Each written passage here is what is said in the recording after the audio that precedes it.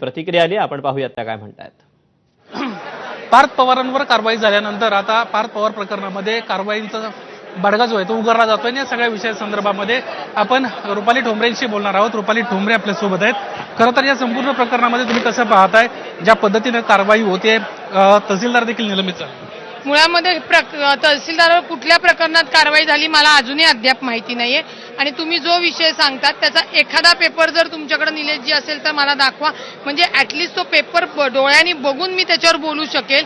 हे जे काही आरोप होत आहेत, विरोधी पक्ष ते जे आरोप करतायत त्याला काहीतरी लिगल पेपर हवेत का नाहीयेत, तर त्याच्यामुळे मला त्या प्रकरणाचे एकही टूल्सवर सुद्धा माहिती नाहीये. याच्यामध्ये जे बोलायचे ते कंपनीचे मालक किंवा माननीय पारदादा बोलतील. परंतु अंबादास दानवेंना डॉक्युमेंट ट्विट केलं, अंजली दमानी यांना काही कागदपत्र ट्विट केलेत आणि त्यांना म्हटलं की अशा पद्धतीनं म्हणजे अजित पवार उपमुख्यमंत्री आहेत, त्यांच्या कंपनीच्या बाबतीमध्ये फायदे घेतोय आणि स्पष्टपणे एक प्रकारे गुन्हा केल्याचं त्यांना त्या ठिकाणी म्हटलेलं आहे. अंजली दमानी यांनी बीडच्या प्रकरणात त्या आरोपीला मारलं म्हणून पण हे सांगितलं होतं. नशीब ती डेड बॉडी मिळाली नाही म्हणून हे मला एवढंच सांगायचंय.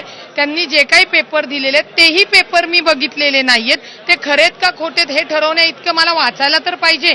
त्याच्यामुळे कुठलीच माहिती नसल्यामुळे या प्रकरणात बोलणं उचित ठरणार नाही. आणि ज्यांची कंपनी आहे, जे आमचे नेते आहेत, युवा नेते आहेत, माननीय पारदादा, ते त्याच्यावर बोलतील. परंतु ताई, एकीकडे आपण पाहतोय महाराष्ट्रामध्ये अनेक अशी प्रकरणं आहेत, वर्षानुवर्ष प्रलंबित आहेत. नवी मुंबईचं एक सिडको घोटाळा प्रकरण होतं जमिनीचं, त्याच्यावर कारवाई होत नाही. तर सुप्रीम कोर्टाने सांगितलं कारवाई करा. इथं मात्र पार्थ पवारांचं नाव आलं. त्यानंतर कारवाईचा बडगा जो आहे तो सुरू झाला. 24 तासामध्ये आपण पाहतोय तहसीलदार निलंबित होणं असेल किंवा आणखीन अधिकाऱ्यांवर कारवाईचा बडगा उगारला जात असेल. कुठेतरी राष्ट्रवादी चे नेते आहेत, अजित पवारांना कुठेतरी टार्गेट केलं जात आहे का? मुळामध्ये माननीय पारदादांनी सांगितलं की कोणताही घोटाळा केला नाही, चुकीची गोष्ट केलेली नाही, हे त्यांनी सांगितलेले. याच्या बाबतीत तेच सांगू शकणार आहेत आणि ते तुमच्याशी बोलतील सुद्धा. परंतु जाणीवपूर्वक विनाकारण राज्याचे उपमुख्यमंत्रींचं नाव घ्यायचं, म्हणजे अजितदादांचं नाव घ्यायचं, त्यांच्या मुलाचं नाव घ्यायचं, हे कुठेतरी षडयंत्र आणि नुसते आरोप आहेत. याच्यावर कायदेशीर जे काही तुम्ही विरोधकांनी आरोप केलेले आहेत त्यांच्या विरोधकांच्या उत्तराला पुराव्यानिशी कायदेशीर उत्तर दिले जाईल. पार्थ पवारांशी आपलं काही बोलणं झालं किंवा अजित पवारांशी काही नाही, आम्ही कार्यकर्ते पदाधिकारी होतो, त्याविषयी बोलणं तुमच्याकडनंच आम्हाला कळतंय आणि तुमच्याकडनंच ती बातमी आली ना. आम्हाला त्याचे पेपर्स माहिती आहेत ना, बघितलेत ना, काही केले, कोणतीही माहिती नाही. तुम्ही अंबादास दानवेंचं ट्विट बघितलं का? खरं तर ते ट्विटच माझ्याकडे आहेत. आपण पाहताय 1800 कोटींची जमीन आहे, 300 कोटीत खरेदी केली आहे आणि स्टॅम्प ड्युटी अगदी 500 रुपयाची. अंबादास दानवेंना एवढंच सांगेल की आपण एका जबाबदार पक्षाचे पदाधिकारी, विरोधी पक्ष नेते आहात.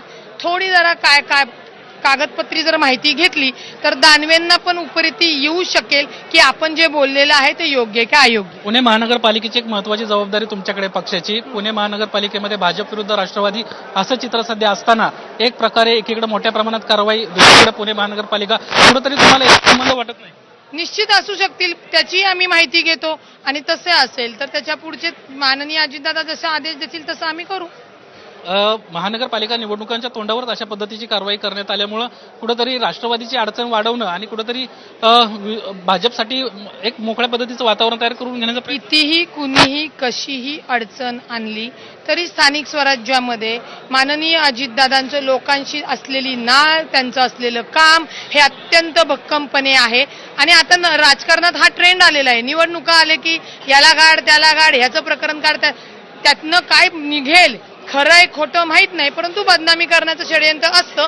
तो ट्रेंड सुरू आहे. आतापर्यंतच्या प्रकरणांमध्ये आपण पाहिलं तर कधी एवढ्या मोठ्या प्रमाणात इतक्या तत्काळ कारवाया झाल्या नव्हत्या. एकमेव प्रकरण असं असेल त्याच्यात कारवाई होतीये. एकीकडे अमित शहांचं वक्तव्य आता आम्हाला कुबड्यांची गरज नाही आणि दुसरीकडे राष्ट्रवादीवर कारवाईचं पडतं नाही. एक लक्षात घ्या की तुम्ही जी कारवाई केली म्हणतात ती कशा संदर्भात केली आहे, कलेक्टरांवर त्याची माहिती मी नाही घेतलेली.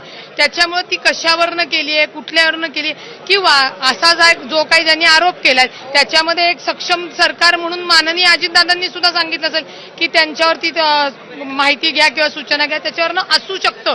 पण मला माहित नाही की कारवाई कशावरनं केलेली. धन्यवाद आमच्याशी बातचीत केल्याबद्दल. एकंदरीत आपण पाहतो या ठिकाणी राष्ट्रवादी काँग्रेस पक्षाचे मुख्य प्रवक्ते आनंद परांजपे आहेत. आपण त्यांच्याशी बोलण्याचा प्रयत्न करणार आहोत. एकंदरीतच सध्याचं हे वातावरण आहे आणि या सगळ्या वातावरणामध्ये परांजपे सर, तुम्ही मुख्य प्रवक्ते आहात, तुम्ही या सगळ्या विषयासंदर्भात काही भूमिका मांडणार आहे का? आपण पाहतोय मुख्य प्रवक्त्यांना या सगळ्या विषयामध्ये बोलायला तयार नाहीयेत, किंबहुना राष्ट्रवादी काँग्रेस पक्षातील इतर महत्त्वाचे जे नेते आहेत ते बोलायला तयार नाहीयेत. मात्र या ठिकाणी रुपाली ठोंबरे यांना म्हटलेलं आहे की कुठेतरी आगामी काळातल्या निवडणुका पाहता अशा पद्धतीची जर कारवाई होत असेल तर आम्ही त्याची नक्की माहिती घेऊ. कॅमेरामन सचिन शिंदेसह निलेश बुधावले, एबीपी माझा, मुंबई. पुणे पार्थ